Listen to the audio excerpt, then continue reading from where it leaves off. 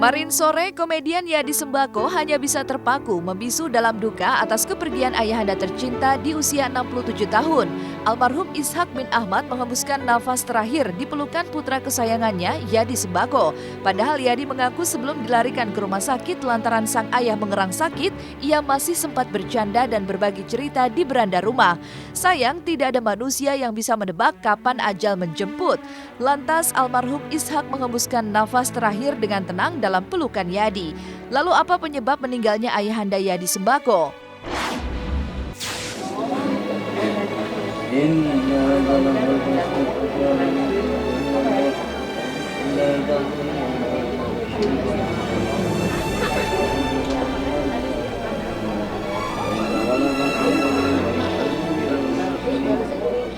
Ya di UGD nggak masih teriak-teriak gitu pas sudah mau ini dia ngelihat saya sambil meluk saya gitu kan, udah nggak ada suara apa gitu, aduh apa nggak ada suara, saya kirain cuma meluk aja nahan sakit gitu kan ya, nggak taunya emang dia menghembuskan nafas yang terakhir gitu, meluk saya sambil matanya ngeliat saya gitu, udah langsung merem gitu.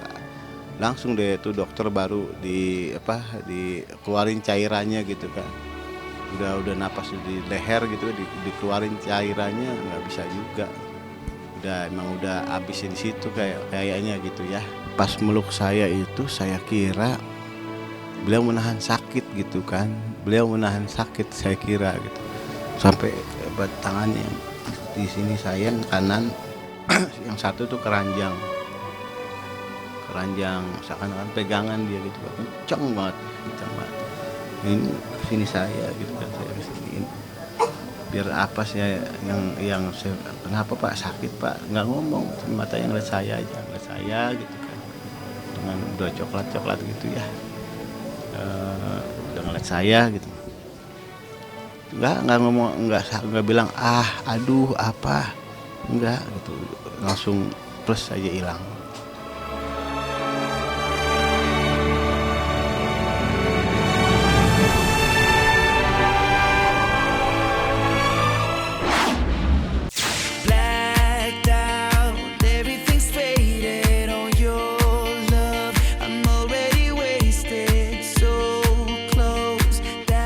Di lain kisah, pasca memenangkan kompetisi, Aci Resti, komika asal Tangerang, meluangkan waktu dengan tim Selebrita Pagi tentang kesehariannya dan kehidupannya sebelum menjadi seorang selebriti. Dalam sorot kamera tim Selebrita Pagi, Aci menunjukkan aktivitasnya di kediaman kakak sepupunya yang sudah menjadi rumah keduanya selama ini. Bahkan Resti pun sudah terbiasa membantu sang kakak berdagang nasi uduk khas Betawi. Halo pemirsa Selebrita Pagi Trans 7. Sekarang Aci lagi ada di rumah saudara Aci. Yang biasa Aci tinggal di sini, Aci makan, cuci baju di sini semua. Mau ngeliat-ngeliat gak? Ayo. Ini tuh dia jualan nasi uduk. Nih nasi uduk paling enak. Paling enak. Ada apa aja? Nih nasi uduknya pakai ini telur. Ini taruh. Ya. Ini sambelnya. Sambel nih enak, sambal uduk. Terus ini orek tempe dan tahu. Ini sambal kacang. Ini bala-balanya. Jatuh. Ini gorengan. Terus ini mie goreng, ini bihun, sama ini uduknya. Tuh, uduknya murah, cuma nggak sampai mahal. Yuk, sekarang kita dalam yuk. Dalam. Biasanya tidurnya di situ. Ayo. Biasanya tidurnya di sini. Kalau lagi nginep tidurnya di sini sama anaknya. Tuh dianya tuh lagi nyuci. Teh ada yang beli? We could just run them red lights. We could just run them red lights. Tidak hanya menunjukkan rumah sederhana sang kakak yang kerap menjadi tempat persinggahannya sebelum terjun ke dunia komedi, Aci pun membuktikan jika kesehariannya adalah kerja keras, termasuk menjajakan minuman dingin di kedai sederhana milik sang kakak. Maka lihatlah kepiawaian Aci Resti dalam meracik minuman es jeruk segar yang dulunya menjadi pekerjaan ketika berdiam di rumah sang kakak. Aci biasanya itu bikin es jeruk. Es jeruk. Biasanya ngelayanin es jeruk juga.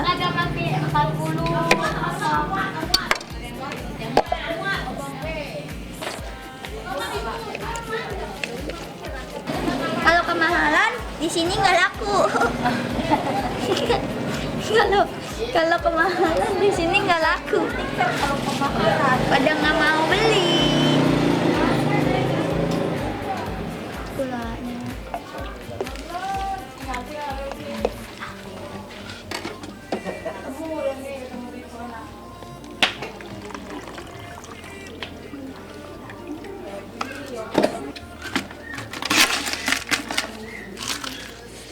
Masih baru es. Nih makan ya. Ya ampun. Upin lah. Dah nih jadi. Dah, minum. Es jeruk buatanku nomor 1. Emang awalnya kan Aci stand up itu iseng karena nyari kerja nggak dapet akhirnya stand up. Terus Aci ikut kompetisi, ada pencapaian lumayan, dikit-dikit Aci banyak yang tahu gitu. Dikenal sama sesama komik aja Aci seneng banget. Makanya kemarin itu ya sabar aja sih Aci, sabar.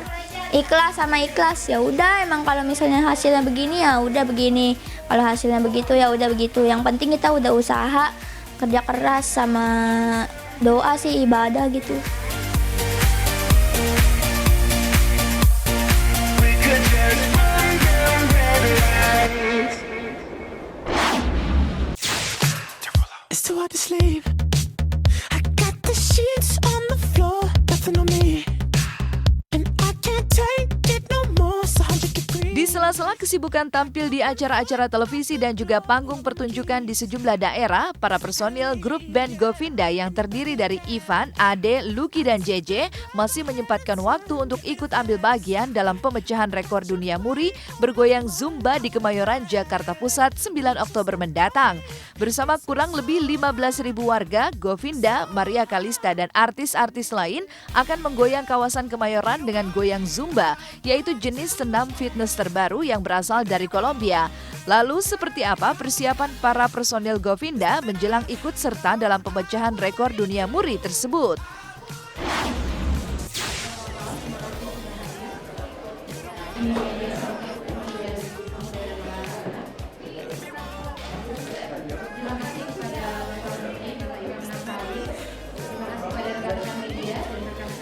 Kalau sekedar pencatatan di nasional sudah biasa, tapi kalau sudah rekor dunia, maka ini hal yang luar biasa. Sekali lagi ini sejarah baru yang perlu kita apresiasi. Ya pastinya sebuah kebahagiaan, sebuah kebanggaan bisa menjadi bagian dari sejarah. Ya. Ini acara yang menjadi unggulan daripada Kementerian Pemuda dan Olahraga, tapi ada acara Going IFEX juga. Mudah-mudahan acara yang lancar.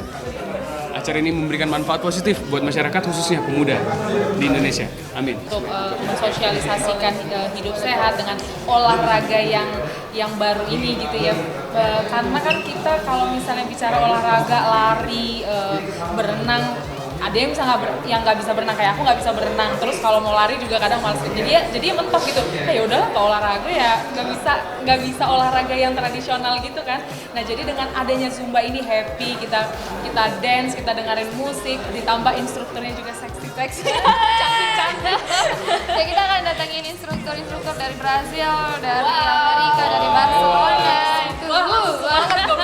Kita jam 4 udah di venue.